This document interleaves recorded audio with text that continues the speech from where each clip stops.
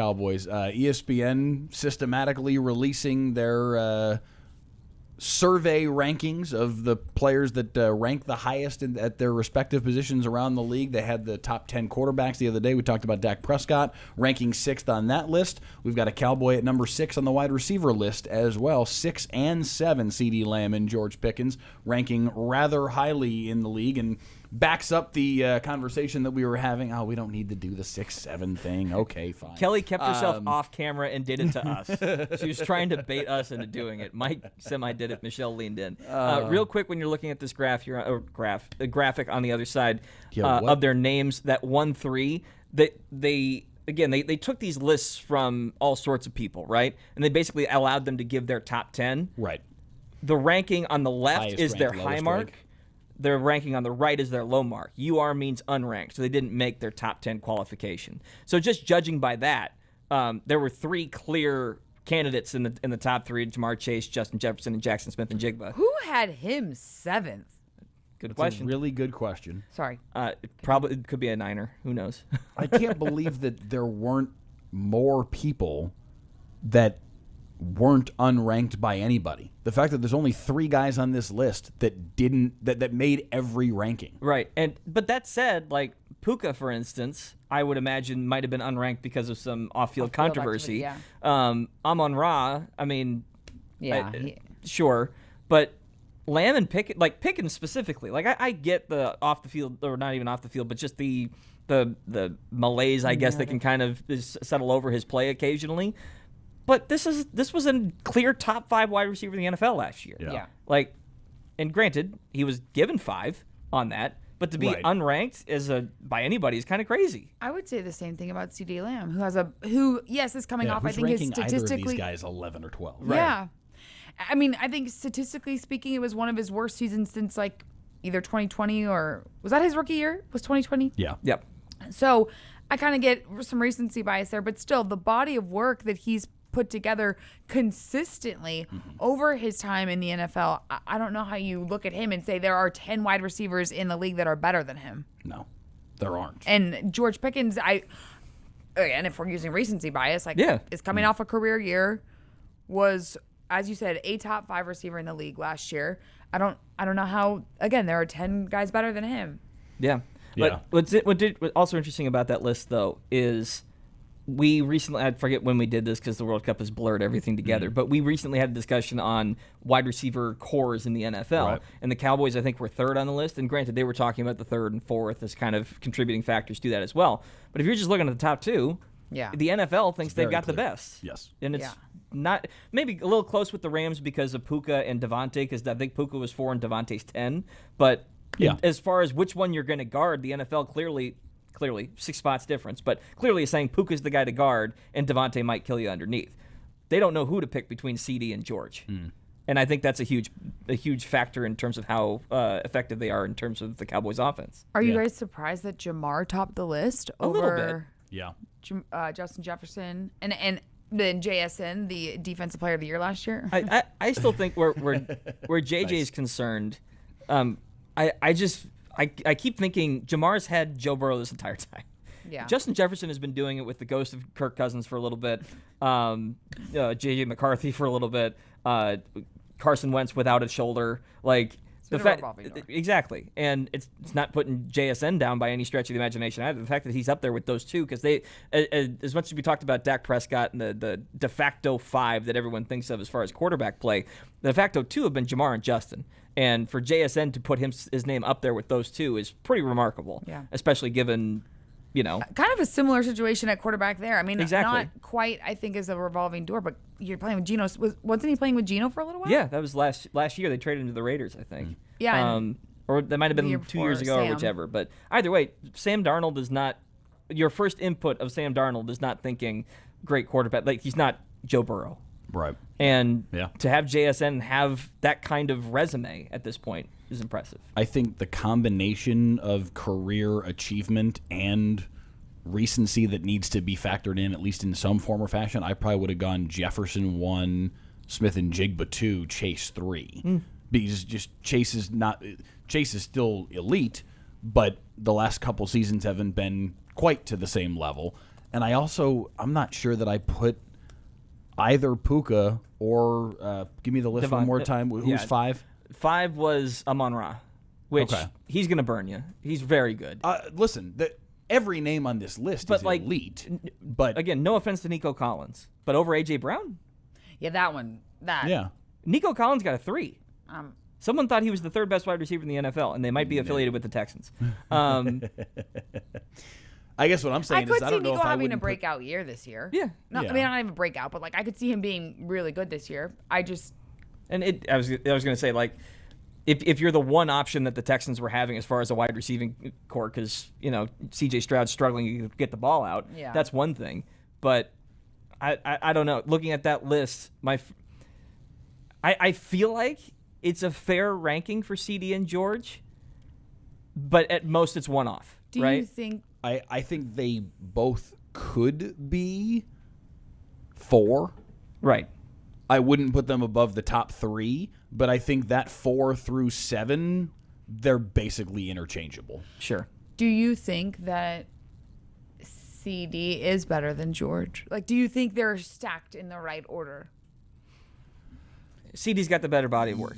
Yes. That's part of where the more consistent body of work. It's a reluctant yes, because I think they are incredibly close. I think it makes sense that they'd be next to one another in these rankings. But I do think because I think the way that if you're going to fairly put together a ranking like this, I think you do have to have some amalgamation in your brain of both body of work and recent recent stats, recent performance, whatever. And when you put both of those things together, I think you still have to give CD the edge. But I think it's narrow. I think they're both very deservingly on this list. I know at one point. Oh, go ahead, Kelly. Oh, no. I was just going to say, I think as I'm sitting here looking at this list, and you guys know I'm not deep into football, I find it interesting that the Cowboys are one of only 2 teams on this list that have multiple people. Yeah, in a top 10. In a top 10. And we were praising their offense all last year. Yeah. So to have Dak, CD, and George at the 6 mark league-wide is impressive. Because, again, you're talking variability. There's no Chiefs on that list. There's no Bills on that list. Mm-hmm. You know what I mean? And a lot of people nowadays consider tight ends to be, some teams have their best receivers as tight ends. Which I think that was Trey McBride with the Cardinals last year, if I'm not mistaken. Have they done the running backs list yet? I'm not sure about that one. They might have. While you guys are looking that up, I do remember at one point last year I said George Pickens is wide receiver 1, and I got so much backlash from that. And if we're talking just 2025, obviously CeeDee Lamb was never really right after the ankle injury early in the season, and that's kind of to be expected. That was a horrible injury there in Chicago. To even be able to come back when he did and still have somewhat of an impact was impressive mid-season. That said, I think George showed his body of work, the ability to separate, the ability to make contested catches, the ability to come up on those 3rd and long downs, and where Dak just chucks it up. Yeah. That to me was where I felt maybe George really is when he's locked in, because there were times where not so much, but those were few and far between. Only a couple. Yeah, very few and far between. Yes, but I was so impressed with his athleticism, and when CD wasn't available and he didn't have that threat kind of helping him out, he still was able to be that guy. Yeah. And I don't know. Yes, some of those performances were against teams with bad secondaries or just bad defenses overall. The Jets are coming to mind. But the Jets who went an entire calendar year without an interception, which is crazy. But not even a tip pass you could get to go the right way. But still, I don't know. I think it's a legitimate question. And you'll hear Schottenheimer today. We have a 1A and 1B, and I genuinely do. Yeah. Looking at yardage from last year, because if we're just talking total recency bias, and I'm not the first person to lean into yards as a stat that I will ascribe to, but JSN led the way with 1793. Puka Nacua was 2nd. Pickens was 3rd on the list with 1429 on only 93 receptions. That's 20 less than JSN. So The other CeeDee had 75. He was 11th on the list. Obviously, he had any injury early in the year. He was out for like 3.5 games or whatever. Yeah, that did contribute to it. But even then, if you put in the 1,400 category, Jamar Chase is 14-12 at 4. So he'd probably slide in right there with. I mean, looking at this, it's literally the top 7 that we just showed. Yeah. So. Yeah. It is a position where the counting stats have maybe more validity than the average, than maybe some other positions, because it's a production-based position. A lot of what your value is baked into precisely what you put on the field. They did release the running backs. That was actually the first one they put out back on July the 6th. Javonte Williams was not in the top 10. This would suggest that the league thinks he's somewhere in the 14, 15, 16, 18 range because they have their top 10. They've got 3 guys on the honorable mention list: Josh Jacobs, Kyron Williams, Quinshon Judkins. Yeah, he's also receiving votes. In that category of 5 or 6 running backs that also received votes here, which I think it's fair. Fine. That feels reasonably accurate. Because, like, again, when you're game planning for the Cowboys offense, you're game planning to stop the big guns, right? Or I suppose the better way to put it is, well, we need to stop the run at a minimum because we don't know if we can stop those guys. So there's 2 ways to look at it. That said, Javonte was about, given how much we didn't know about the position going into the year and how it was going to turn out, was about as good as you could ask for from that as far as production standpoint, consistency, presence, team building atmosphere. I was impressed by him. I'll say that much. And I didn't expect to be. I thought I was going to be more impressed with something Jaden Blue was going to do, and that was more of a disappointment on that side. But we've heard good things so far from Jaden. Yeah, no, I think their running back position should be strong again this year, just because I think that Javonte Williams has enough tread left on his tires. I think he's got at least this 1 season left of being at the level we saw him last year, maybe 2. I mean, I know it's hard to rely on a running back's shelf life, but I think at least you can count on this season being solid. And then I do think we see Jaden Blue take a step.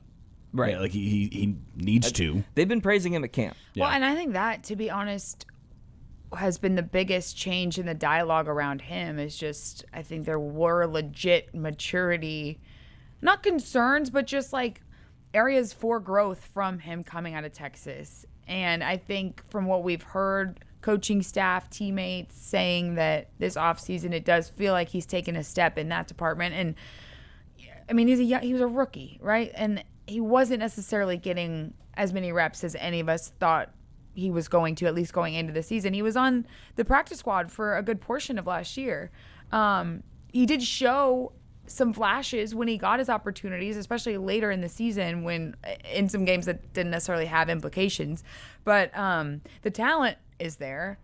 He has always struggled with holding on to the football, and we saw a couple of times where that was, present again at the NFL level. But if he can dial it in, and really take strides in terms of the maturity and what it takes to be a professional, you add that to his skill set, and you add that to the fact that he's not necessarily the guy that they're relying on, and it sets him up in a pretty good situation for a good year. I was going to say that, but that's the unlocked piece of this offense is making sure the run game stays there. If they don't have to worry about the run game, they're just going to hang back, put double cover either CeeDee or George, and then take their chances on the other side.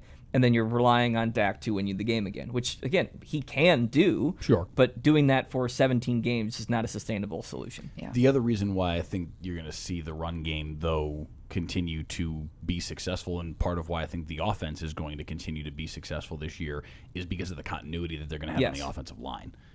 That is a position group where continuity is maybe the single most important thing to big picture success and year-over-year growth. They're going to have all 5 guys back. They're going to have continuity and consistency at all 5 of those positions.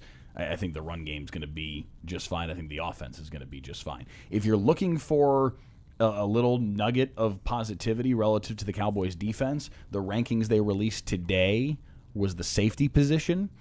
I just thought about the safeties from last year. Sorry, not talking about the rook. Not talking about the rook. They wouldn't. I don't think that it's really fair for anybody to even try to put Caleb Downs in any of these categories, or any rookie.